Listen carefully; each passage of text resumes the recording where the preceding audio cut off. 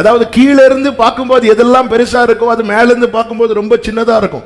நான் என் பிரச்சனையை எங்கிருந்து பார்க்கும்போது அது எனக்கு பெருசா இருக்கு, ஆனால் எனக்குரியவர் மேல இருந்து அதை பார்க்கும்போது அவருக்கு அது ஒரு பிரச்சனையாவே தெரியல. அதனாலதான் ஆண்டவர் கேட்கிறார், உனக்கு என்ன சம்பவித்தது? நீ ஏன் அழுதுட்டு இருக்கிற? தேவன் ஒன்றை செய்ய நினைத்தால் அதை யாருக்குமே தடுக்க முடியாது. ஏசாயா 43:13 ஆண்டவர் கேட்கிறார், நான் செய்கிறதை தடுப்பவன் யார்? அவருடைய கிரியை மகத்தான கிரியை, அவருடைய கிரியை ஒப்பில்லாத கிரியை, unparalleled work, இணை அற்ற கிரியை. எல்லாரும் எதெல்லாமோ செய்யறாங்க, ஆனா அவர் செய்வதை போல வேற யாருக்கும் செய்ய முடியாது. ஒரு மனிதன் ஒரு கண்டுபிடிப்பை ஒன்றை கண்டுபிடிக்கும் போது, அல்லது ஒரு தேசத்துல ஒரு காரியம் கண்டுபிடிக்கப்படும் போது, உருவாக்கப்படும் போது, அதுல அவங்க நேம் எழுதிடுவாங்க. இல்லைன்னா அதை காப்பி அடிக்கிறதுக்குன்னே சைனாக்காரன் இருக்கிறான். ஆனா என்ன எழுதுறாங்க? Made in Korea, made in Japan, made in America. எல்லாம் ஏன்னா இல்லைன்னா இதே பார்த்துட்டு இன்னொருத்தன் அதே போல செய்யறதுக்கு இருக்கிறான். ஆண்டவர் அதே போலதான் எந்த ஒரு மனிதனும் கண்டுபிடிச்சிட்டு அவன் பேர் எழுதிடுவான். கரண்டை கண்டுபிடிச்சது யாரு? சில சொல்றாங்க நான் இல்லைன்னு. எல்லா பேரும் நமக்கு தெரியுது, ஏன்னா அவங்க எல்லாம் கண்டுபிடிச்சிட்டு கீழே பேர் எழுதிட்டாங்க. ஆனா ஆண்டவரை பாருங்க, சூரியனை படைச்சிட்டு அதில் அவர் பேர் எழுதல. ஏன்னா முடிஞ்சா இதே மாதிரி இன்னொன்று செஞ்சுக்கோ, நீ தான் நல்லா காப்பி அடிக்கிறவனாச்சே. முடிஞ்சா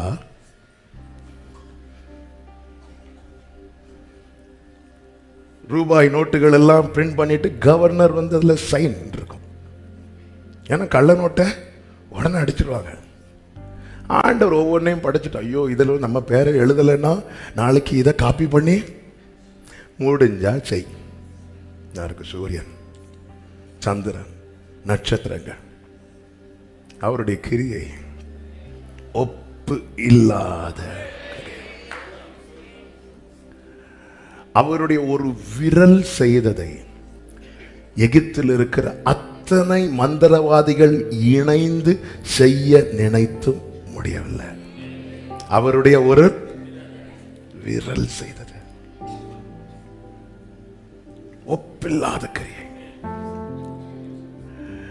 மார்க் சுவிசேஷம் 5வது அதிகாரத்திலே லேகியோன் 6000 பிசாசுகள் பிடித்திருந்த ஒரு வாலிபனை குறித்து சொல்லப்பட்டிருக்கிறது.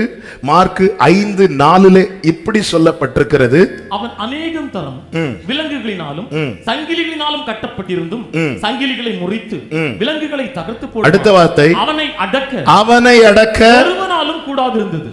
அவனை அடக்க ஒருவனாலும். இப்ப அங்க யார் வரா? இயேசு வரா. இயேசு வந்து கரையில இறங்கினதும் அவன் அடங்க ஆரம்பிச்சிட்டான். அவன் ஓடி வந்து எங்க விழுறான்? அவரை பணிந்து. அதான் எங்க விழுறான்? பாதத்துல. பாதத்துல விழுந்து கிடக்கிறவனை யாருன்னு கொஞ்சம் யோசிக்க முடியுதா? கொஞ்ச நாட்களுக்கு முன்பதாக இவரிடத்தில் தான் வந்து, நீ என்னை பணிந்து கொண்டால், நீ என் காலில் விழுந்துட்டேனா? ஆண்டவர் பார்க்கிறாரு, வா இருக்கு உனக்கு. ஆமென், ஹல்லேலூயா. கவனிங்க, இந்த வார்த்தை சொன்னதுனால ஒரு செய்தியை உங்களுக்கு சொல்லுகிறேன். இன்னைக்கு உலகத்தோடு அட்ஜஸ்ட் பண்ணா அது கிடைக்கும் இது கிடைக்கும்னு சொல்லி இந்த வசனத்துக்கு எதிரான ஒரு செயலை செய்யாதபடி பாருங்கள்.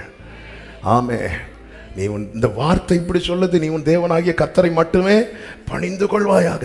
அவன் சொல்ற, நீ என் காலில் விழுந்தா.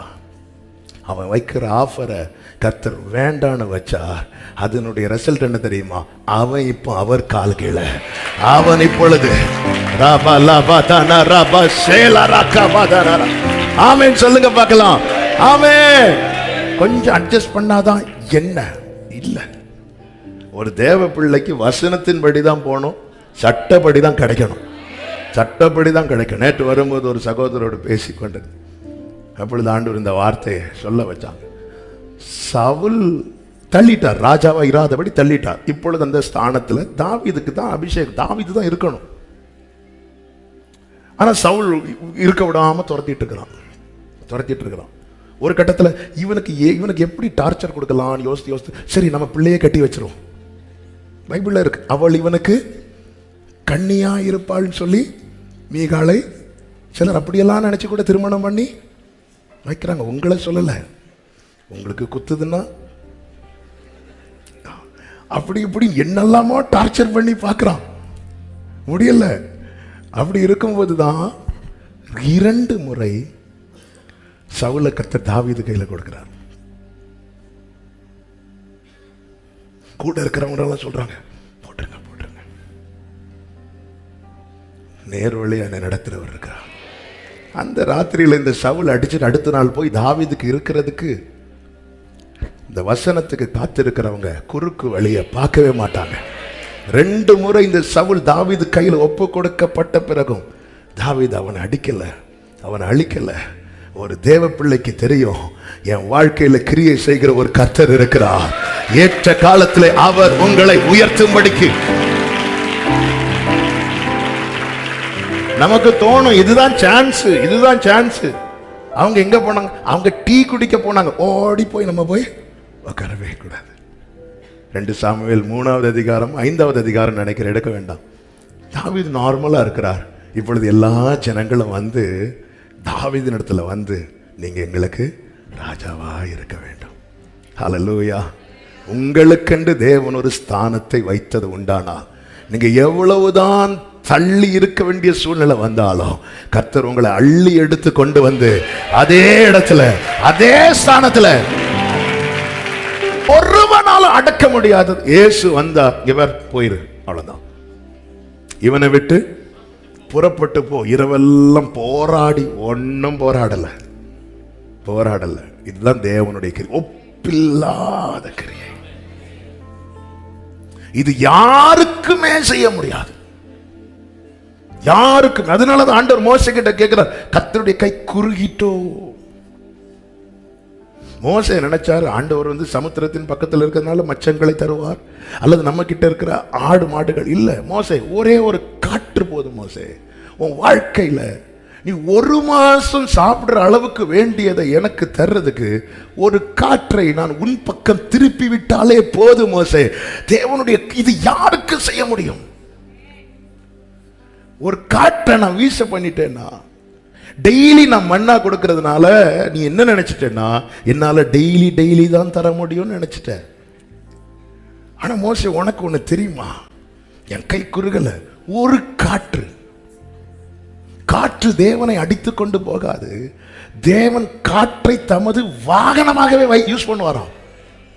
நம்ம வெஹிக்கிள்லாம் எப்படி யூஸ் பண்ணுவோம்? நம்ம இஷ்டத்துக்கு யூஸ் பண்ணிட்டு எங்க நிறுத்தணுமோ அங்க நிறுத்துவோம். நம்ம கார்ல ஏறி ரைட்ல திருக்கினா வண்டி லெஃப்ட்ல போகாது, போனா ஆக்சிடென்ட் தான். நம்ம வாகனம் மேகங்கள், காற்று, அக்கினி. இன்னைக்கு மனுஷன் எதையெல்லாம் பார்த்து பயந்து கையெடுத்து கும்பிடுகிறானோ அது எல்லாமே அவருடைய சொற்படி இயங்குகிறவைகள். ஆமென் சொல்லுங்க பார்க்கலாம். எனக்கு அன்றென்று வேண்டியதையும் என் தேவனால் தர முடியும். 1 மாதத்துக்கு வேண்டியதை ஒரு காற்று அனுப்பி கர்த்தரால தர முடியும். ஆமென். தலைமுறைக்கு வேண்டியதையும் என் தேவனால. ஆமென் சொல்றவங்க. வனாந்திரத்தை பார்த்தவங்கள்ல அநேகர் வனாந்திரத்தில் மடிஞ்சிட்டாங்க. வனாந்திரத்தை பார்த்தவர்கள் இந்த காற்றால் கிடைக்கப்பட்ட 1 மாத ஆகாரத்தையும் பார்த்தார்கள். இதுல ஒரு கூட்டம் போயிட்டாங்க. ஆனா இன்னொரு கூட்டம் கானானுக்கு வராங்க. இந்த கானானின் அனுபவம் என்பது என்னவென்றால் அப்ப தாழ்ச்சியே கிடையாது, தலைமுறைக்கு இருந்து சாப்பிடலாம். ஆமே. இந்த முறுமுறுத்து பின்வாங்குறவங்க எல்லாம் இந்த அனுபவத்தை பார்க்க முடியல. இன்னைக்கு கானான்ல இருந்து சாப்பிடுற யோசுவா சந்ததி, காலேப் சந்ததி, இவங்க யாருன்னா அன்னன்னைக்கு வேண்டியதை சாப்பிட்டுட்டு இருந்தவங்க. இவங்களை கர்த்தர் நடத்தி, அதனால தான் கர்த்தர் இன்னைக்கு நடத்துகிற பாதை குறித்து கலங்காதீர்கள். தேவனுடைய கிரியைகள் இவ்வளவுதானோ, யாருக்கும் செய்ய முடியாதது. அவன் இன்னைக்குள்ளது முடிஞ்சு நீ நாளைக்கு கர்த்தருக்கு மகிமை உண்டா. ஒரு காற்று போதும். ஹல்லேலூயா. என் வீட்டில் காலியான கஜானாவை நிரம்ப பண்ண என் தகப்பன் ஒரே ஒரு காற்றை என் பக்கமா திருப்பி விட்டால் போதும், அதை செய்ய வல்லவரை தான் நான் ஆராதித்துக் கொண்டிருக்கிறேன். ஆமென் சொல்லுங்க பார்க்கலாம். அதே போலதான் மார்க் 5:29-30 சொல்லப்பட்டிருக்கிறது, ஒரு மருத்துவராலும் அவளை குணமாக்க முடியவில்லை. அநேக அதுக்கு முந்தின வசனங்களில் சொல்லப்பட்டிருக்கிறது, 12 வருட பெரும்பாடுள்ள ஸ்திரீ அநேக மருத்துவர்களை போய் பார்க்கிறார், நிறைய மருந்து எடுத்து பார்க்கிறார். ஆமென். சற்றாகிலும் குணமடையாமல் அவளை குணமாக்க வேண்டிய வல்லமை இயேசுவின் வஸ்திரத்தின் ஓரத்தில். உடனே ஆண்டவர் வந்து அப்பாயின்மெண்ட் கொடுத்துட்டு சாயங்காலம் 6 மணிக்கு வந்து பாருமா, எழுதி கொடுத்துட்டு இதை போய் வாங்கி சாப்பிடுமா, ஒரு 2 நாள் பாரு. தேவனுடைய கிரியைகள் என்பது ஒப்பில்லாதவைகள். வருஷம் 12 ஆனா என்ன, 24 ஆனா என்ன. ஆமென். 6000 பிசாசுகள் பிடித்த வாலிபன் எங்கே படுத்திருக்கிறான் தெரியுமா? கல்லறையில். யாராவது கரண்ட் போயிட்டு என்ன சூடா இருக்குன்னு சொல்லி கல்லறையில் போய் படுத்து தூங்குவோமா? இல்ல. 6 மணி ஆச்சுனாலே அந்த பக்கம் போறதுக்கு பயப்படுகிற பெந்தேகோஸ்தே விசுவாசிகள் உண்டு. சிலருக்கு அப்படிப்பட்ட ஏரியால போனாதான் பாட்டா வரும். வாதை உந்தன். சில திரும்பியே பார்க்க மாட்டாங்க, திரும்பி பார்த்தா ஒருவேளை. ஆனால் இங்கே பாருங்கள், ஒருவன் கல்லறையில படுத்திருக்கிறான், கற்களால் தன்னை காயப்படுத்தி கொண்டிருக்கிறான். ஏன் காயப்படுத்துறான்? வலிக்காத அவனுக்கு? வலிக்கும், ஆனா அதை விட வலி உள்ள. ஏன் நிறைய பேர் சூசைட் பண்றாங்க தெரியுமா? தற்கொலை பண்ணும்போது ஜாலியாட்டா போவாங்க, இல்லை வலிக்கும். ஆனால் அந்த வலி அவங்க சகித்து செய்ய காரணம் என்னன்னா, அதை விட வலி உள்ள.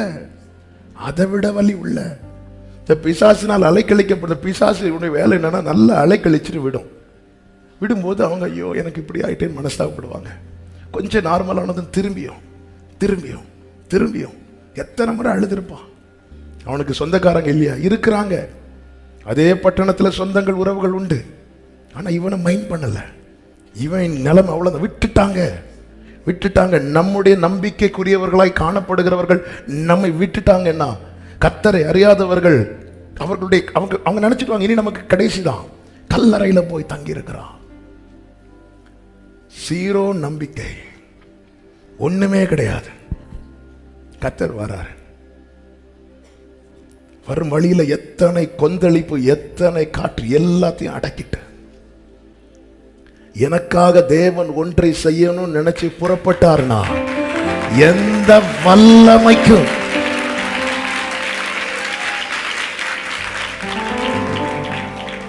என் தேவன் எனக்காய் ஏதாகிலும் செய்திடுவார் என்றாகிலும் என்னை மறந்தது உண்டா? என் தேவன் எனக்காய் ஏதாகிலும் என்னை மறந்த. கைகளை உயர்த்தி சொல்லுவோம். கிரகிக்க முடியா காரியம் செய்வீர் சர்வ ஞானியே உம்மை ஆராதிப்பேன். கிரகிக்க முடியா காரியம் செய்வீர் சர்வ ஞானியே உம்மை ஆராதிப்பேன். உலகத்தை பொறுத்த வரைக்கும் அவன் பைத்தியம். ஆனால் அந்த பட்டணத்தில் சுவிசேஷம் சொல்லும்படி தேவனால் ஏற்படுத்தப்பட்டவன் இவன் தான். எல்லாரும் ஆச்சரியப்பட்டார்களாம். ஆகாதென்று தள்ளின கல்லை தலைக்கல்லாய் மாற்றி பார்க்கிற அத்தனை பேரையும் ஆச்சரியப்படுத்துகிறவருடைய கிரியை ஒப்பில்லாதது. ஆமென் சொல்லுங்க பார்க்கலாம். மூன்றாவதாக அவருடைய கிரியை உத்தமமான கிரியை. பெர்ஃபெக்ட் ஒர்க், உத்தமமான கிரியை. உபாகம் 32:4 எப்படி சொல்லப்பட்டிருக்கிறது? அவர் கன்மலை.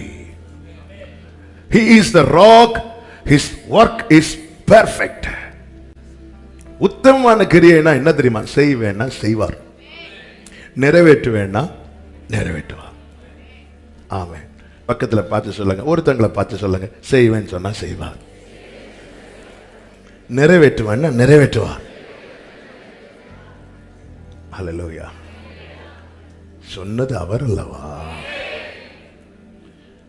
ஏசாயா 66 சொல்றார், நான் தடுப்பேனோ அப்படிங்கிறார்.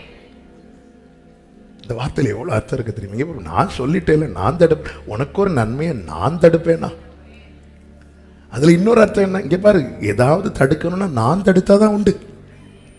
நான் செய்யறத வேற யாருக்கும் தடுக்க முடியாது. நான் தடுப்பேனா? கிரகிக்க முடியா காரியம் செய்தி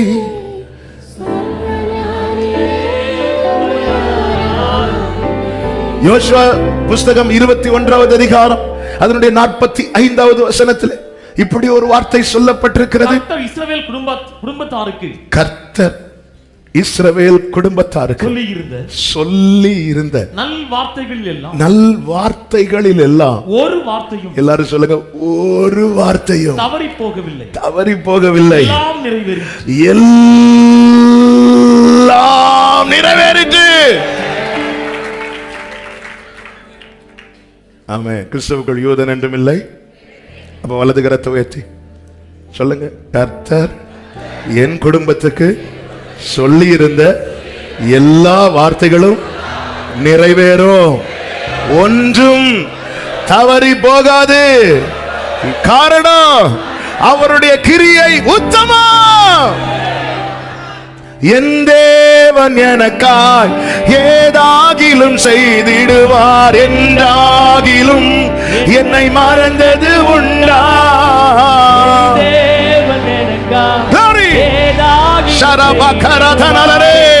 கைகளை உயர்த்தி சத்தமாய், என் தேவன் எனக்காய், என் தேவன் எனக்காய் என்றாகிலோ கிரகிக்க முடியா, கிரகிக்க முடியா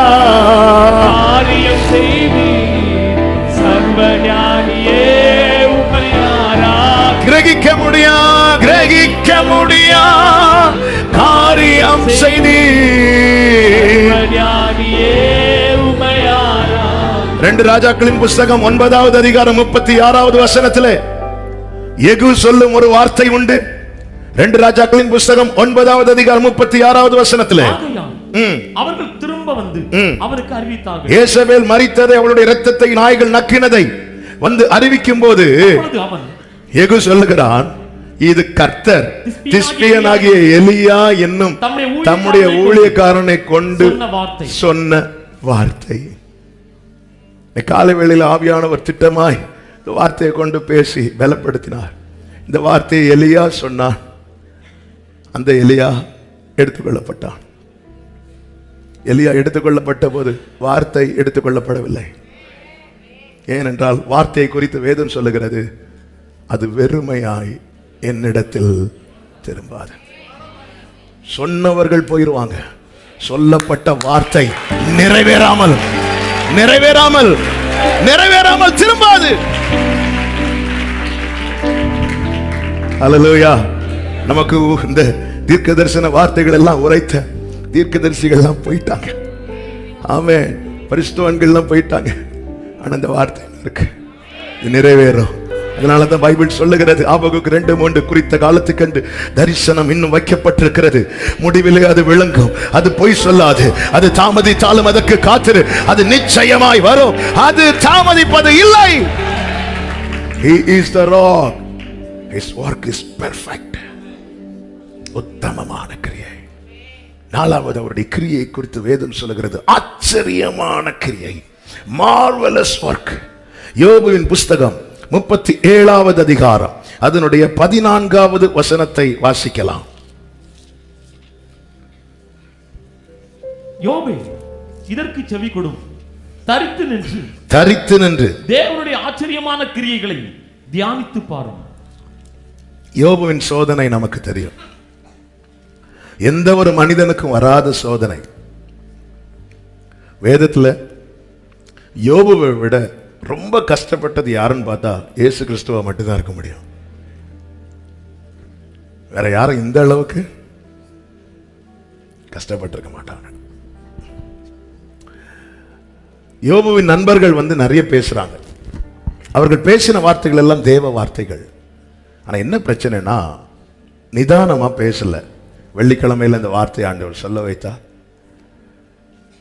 நீங்க தப்பா பேசுனீங்கன்னு ஆண்டவர் அவங்கள்ட்ட சொல்லவே இல்லை. நீங்க எப்படி பேசலையா? நிதானமா பேசல. என்ன நிதானமா பேசலன்னா, அவன் வலி தெரியாம நீங்க பேசுறீங்க. நீங்க பேசுனதுல நல்ல வார்த்தை தான். கர்த்தரை நம்புன்னு சொல்றது நல்லது, கர்த்தர் பார்த்து கொள்வான்னு சொல்றது நல்லது. ஆனா அவன் வலி தெரியாம நீ பேசாத. கர்த்தரும் யோபுட்ட பேசினாரு. எப்படி பேசினார் பாத்தீங்களா? யோபுவை ஃபுல்லா பேச விட்டுட்டு அவன் மனதில் இருக்கிற ஆத்திரத்தை, வேதனையை, குமுறல் எல்லாம் கொட்டி தீர்த்த பிறகு கர்த்தர் பேச ஆரம்பிக்கிறார். வேதனையில் இருக்கிற ஒருத்தங்க கிட்ட பேசும்போது இப்படிதான் பேசணும். உள்ளம் ஒட்டஞ்சு நொறுங்கி இருக்கிறவங்கள்ட்ட போய் நீங்க இப்படி செஞ்சா அப்படி இல்லையா, இப்படி செஞ்சா இப்படி இல்லையா, எல்லாம் சத்தியம்தான், உண்மைதான். ஆனா வலி.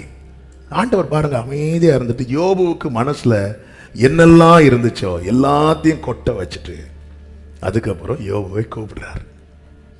கூப்பிட்டு அவர் பேசுறார். அவர் பேசி முடிச்சதும் யோபு வாய் மூடிட்டார். ஐயோ, நான் இது தெரியாம இழப்பிட்டேனே. ஆனா மற்றவர்கள் அப்படி அல்ல. அவங்களுக்கு தெரிஞ்ச பிரசங்கத்தை போட்டு அடிச்சு, ஆனால் அவர்கள் பேசின வார்த்தைகள் எல்லாம் மிக மிக மிக மிக தேவையானதும் சத்தியமுள்ளவைகளும் ஆழமானவைகளுமா இருந்ததுனால ஒரு வார்த்தை கூட விடாமல் கர்த்தர் எல்லாத்தையும் எழுத வைத்தார்.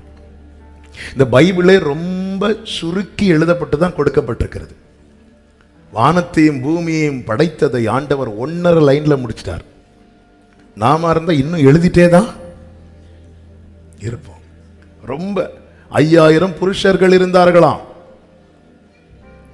நாம இருந்தா 500 வந்தாலும் கூட்டத்தின் ஒரு பகுதின்னு அந்த மக்களே போட்டோ எடுத்து போட்டு, அவர் அப்படி இல்லை, எல்லாமே. ஆமென்.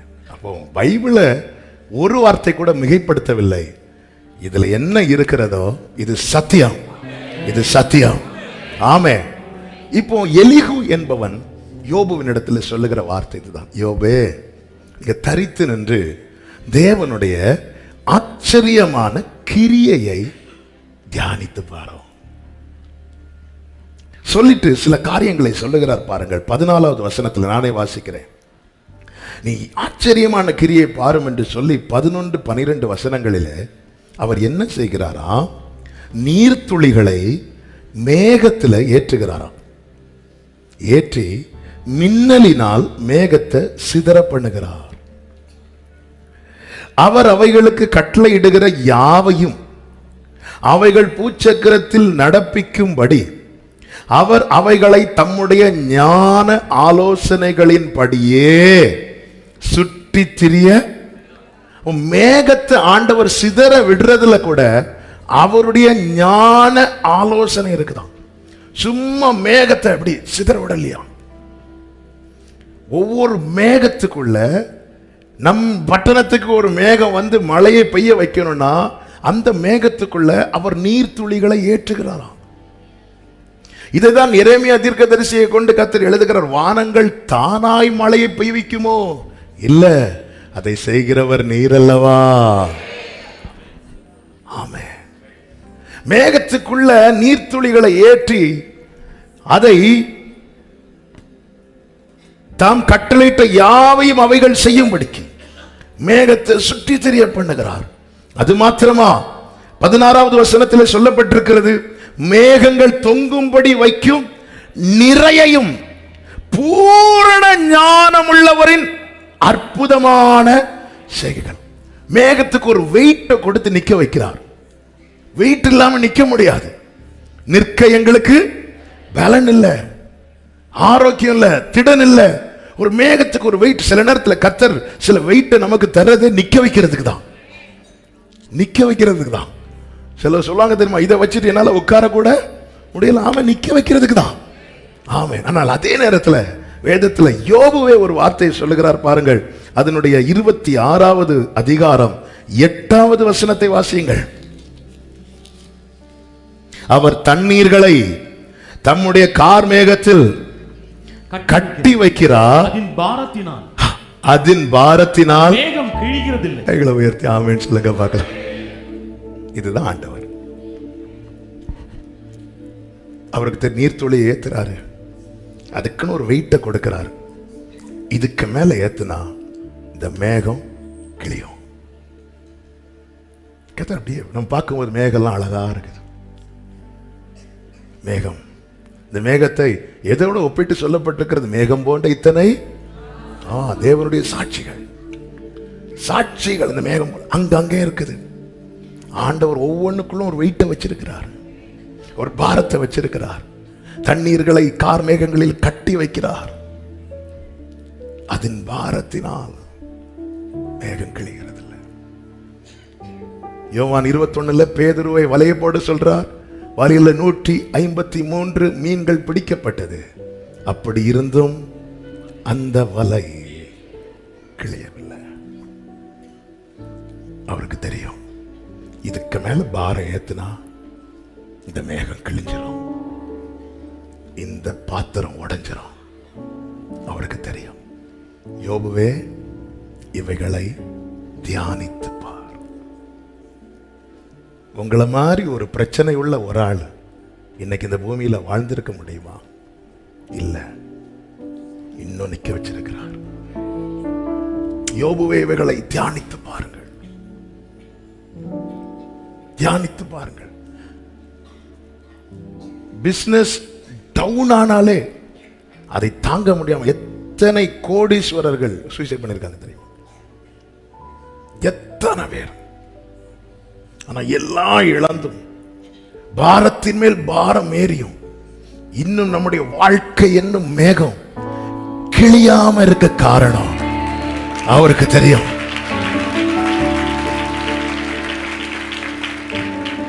நாம இதை யோசிக்க மாட்டேங்கிறோம். அவங்களுக்கு அது இருக்கு, இவங்களுக்கு இது இருக்கு. அதனாலதான் யோபு சொல்லுகிறார், நீர் எனக்கு ஜீவனை தந்ததும் அல்லாமல்.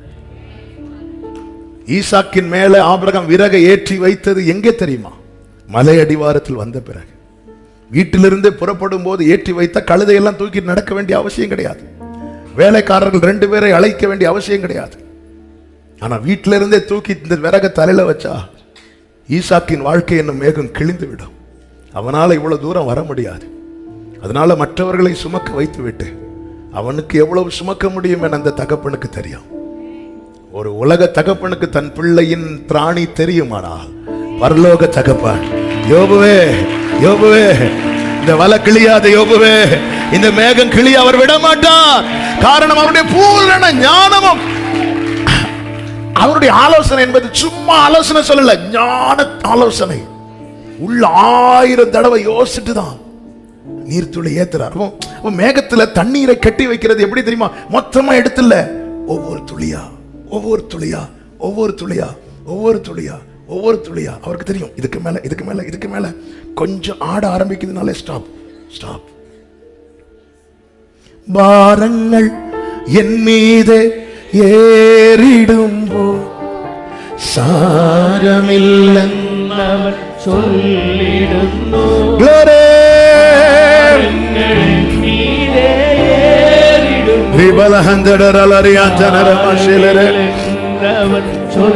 கைகளை உயர்த்தி பாடுவோம். பாரிடத்தில் பாரிந்த நாயகன் ஆமே.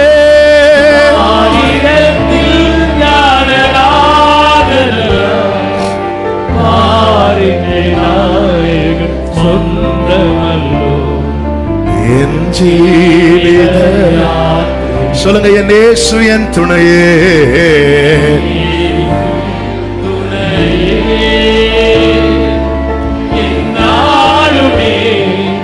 என் பாதையில் என் ஆத்மநாயகன் கூடையும். பிரியமானவர்களே, நமக்கு தாங்க முடியாதுன்னு வரும்போது கர்த்தர் அங்க நிற்கிறார்.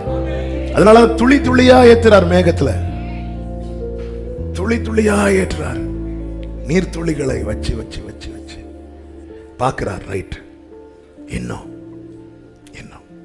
என் தகப்பனார் மரித்து சில மாதங்கள் அப்படி ஒவ்வொருத்தரையா ஒவ்வொரு வீடா விசிட் பண்ண ஆண்டவர் கிருபை செய்தார். அவங்கவுங்க அவங்கவுங்க பிரச்சனையை பாரத்தை சொல்றாங்க. அதுக்கு முன்னாடி நமக்கு தெரிஞ்சதெல்லாம் ஸ்டேஜில் ஏறி வர்ஷிப் பண்ணணும், மெசேஜ் கொடுக்க சொன்னால் மெசேஜ் கொடுக்கணும், போய் உட்காரணும். அப்போ தான் வந்து ஒவ்வொருத்தர் அவங்கவுங்க காரியங்களை ஜெபிக்கிறதுக்காக சொல்லும்போது முந்தைய அப்பா கிட்ட சொல்லிட்டு இருந்தாங்க. இப்போ என்னால் தாங்கவே முடியலை. ஆண்டவர் இவங்களை வெளியே பார்க்க இவ்வளோ நல்லா இருக்கிறாங்கன்னா இவ்வளோ வலியை உள்ளே வச்சுட்டு எப்படி இவங்களால தாங்க முடியாமல் அன்னைக்கு நைட்டு எனக்கு ஒழுங்காக ஜெபம் ஓடலாம். ஆண்டவர்கிட்ட சொன்னேன், எனக்கு முடியலை ஆண்டவரே, நான் கேட்டுற மாட்டேன், இதெல்லாம் எவ்வளோ வலியை சுமந்துட்டு வராங்க சொல்லிட்டு அப்படியே ரொம்ப உடஞ்சி போய் ஆண்டவர்கிட்ட இப்படி, ஆண்டவர் எனக்கு முடியாது, நான் இது செஞ்சிட மாட்டேன். ஆமாம், நான் வர்ஷிப் பண்ணிட்டு மெசேஜ் கொடுத்துட்டு அதோட அப்படியே வலியில் தூங்குறேன். காலையில் 4 மணிக்கு ஆண்டவர் ஒரு தரிசனத்தை காட்டுறாங்க. அதில் என் தகப்பனார் நிற்கிறாங்க, கூட இன்னொரு பாஸ்டர் இருக்கிறாங்க. அப்படி கையை உயர்த்தி, இஸ்ரவேலின் ஜனமே என்றும் இடறிட வேண்டாம், ஏகோவா உன் தெய்வமானா, ஓங்கும் புயமும் பலத்த கரம் உன் பக்கம் உண்டு. அப்படியே ஆண்டவர் வந்து அந்த பாட்டை வந்து என் காதில் கேட்க வச்சுட்டே இருக்கிறாங்க. காலையில் ஒரு 4-4:30 மாதிரி எழும்பி ஓன்னு அழுதேன். நம்முடைய பாட்டு புத்தகத்தில் 705வது பாடல் எடுத்து வச்சிருந்து காலையில் பாடி பாடி அப்போ ஆண்டவர் பலப்படுத்தினாங்க.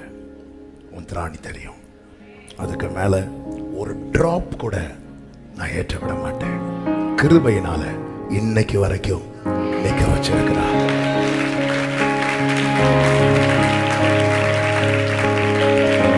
திராணி தெரியுங்க. பயப்படாதே சிறுமந்தையே, நான் உன்மேய்ப்பன்.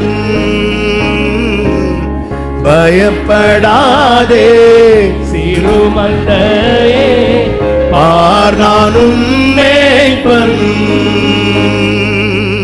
திகையாதே மனம் கலங்காதே, உன் தேவன் தினம் காம். யோபே அவருடைய அதிசய ஆச்சரியமான செய்கைகளை தியானித்து பாரு. சொல்லிட்டு ஒரு வார்த்தையை கொண்டு இந்த எலிகுவை கொண்டு கர்த்தர் சொல்லுகிறார் பாருங்கள். அதனுடைய 37:13 ஒன்றில், அதாவது மேகங்களை சுற்றித் திரிய பண்ணுகிறார். அதில் ஒன்றில் தண்டனையாகவும் ஒன்றில் நம்முடைய பூமிக்கு உபயோகமாகவும் ஒன்றில் கிருபையாகவும் வரப்பண்ணுகிறார். ஆண்டவர் எப்படி வரப்பண்றார்? என்ன ரேமாங்க இது. யோபே, உன் மேல ஆண்டவர் ஒவ்வொரு மேகத்தை வர வைக்கிறார். ஒன்றில் என்ன வருது? தண்டனை வருது. அடுத்து ஒரு மேகம் வர, யோபே இது போகும், இது போகும், இது போகும். அவருடைய கோபம் ஒரு நிமிஷம், அவருடைய தயவும், அப்போ இந்த மேகம் போகும். 4 தலைமுறைக்கு அக்கிரமங்களை விசாரிக்கிறார், 1000 தலைமுறைக்கு இரக்கத்தை காக்கிறார். இந்த மேகம் போகும், இந்த தண்டனை மேகம் உன்னை கடந்து போகும். இதுக்கு அடுத்த ஒரு மேகம் வருது யோபுவே, அது உபயோகமாக உபயோகமாக உபயோகமாக அது உன்னை உருவாக்க, அது உன்னை உருவாக்க, உருவாக்குனதுக்கு அப்புறம் உன் மேல இன்னொரு மேகம் வந்து நிக்க போகிறது. அது கிருபை, அது கிருபை. ஆமென் சொல்றவங்க வர்ஷிப் பண்ணுங்க, வர்ஷிப் பண்ணுங்க, வர்ஷிப் பண்ணுங்க. இந்த சிட்சையின் மேகம் போகும், இந்த தண்டனையின் மேகம் போகும், என் மேல கிருபையின் மேகம் நிற்கும், கிருபையின் மேகம் நிற்கும். வர்ஷிப் பண்ணுங்க. கர்த்தர் என்னோடு தான் பேசுகிறார் என நிச்சயம் உள்ளவர்கள். அபிஷேகம் பெற்றவங்க அந்நிய பாஷையில அந்த கிருபையின் மேகம் நிற்கிறது, அந்த கிருபையின் மேகம் நிற்கிறது. இமை பொழுது உன்னை கைவிட்டேன், இமை பொழுது உன்னை கைவிட்டேன். ஆனாலும் உருக்கமான இரக்கங்களால், அற்ப காலம் உண்ட கோபத்தினால் நான் என் முகத்தை உனக்கு மறைத்தேன். இனி அப்படி கிடையாதுப்பா. நித்திய கிருபையுடன், நித்திய கிருபையுடன், நித்திய கிருபையுடன் உனக்கு இறங்குவேன், உனக்கு இறங்குவேன். Hallelujah, hallelujah, hallelujah, hallelujah. ஒன்றில் தண்டனையாக அப்படியே சில மேகம் வந்து அப்படி இடிச்சு தள்ளும் பாருங்க. தாவீது சிச்சை நடுவில், வேதனை நடுவில் இருக்கும்போது தாவீது சொல்லுகிறார், ஆண்டவர் விலங்குகள் எல்லாம் என் மேல புரண்டு போகுது.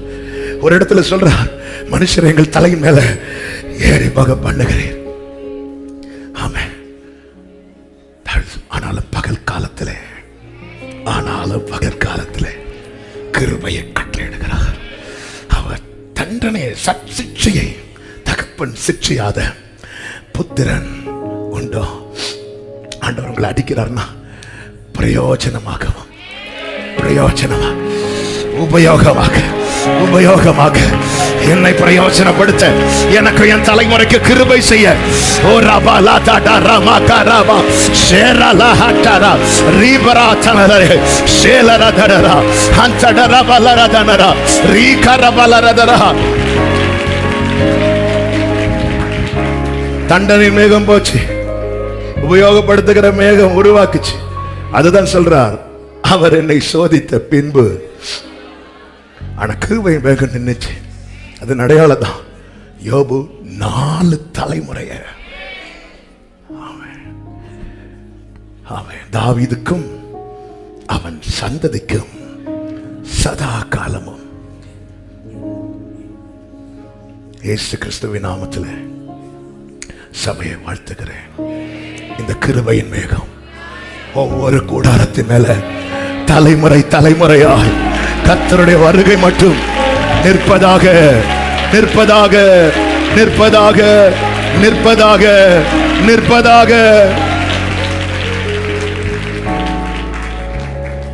அதனாலதான் பைபிள் சொல்லுது, இதே யோபுவின் புஸ்தகத்துல நண்பர்கள் சொல்றாங்க, தேவன் தண்டிக்கிற மனுஷன் பாக்கியவான். அந்த வார்த்தை சொல்லப்பட்ட அதே வரிசையில் எழுதப்பட்டிருக்கிறது. உம்முடைய கூடாரம் சமாதானத்தோடு இருக்க காண்பி. உம்முடைய வாசஸ்தலத்தை விசாரிக்கும் போது ஏன் அந்த குறைக்கான சிக்ஷை நீதிமானுக்கு பூமியிலே சரி கட்டப்படும். அவன் என்னுடைய ஒரு சின்ன தப்புக்கும் பரலோகம் என்ன சிக்ஷிக்கிறதுனா எதுக்கு தெரியுமா? என் மேல அந்த கிருபையின் மேகத்தை நிற்க வைக்க அவர் விரும்புறதுனால. ஆமென் சொல்லுங்க பார்க்கலாம்.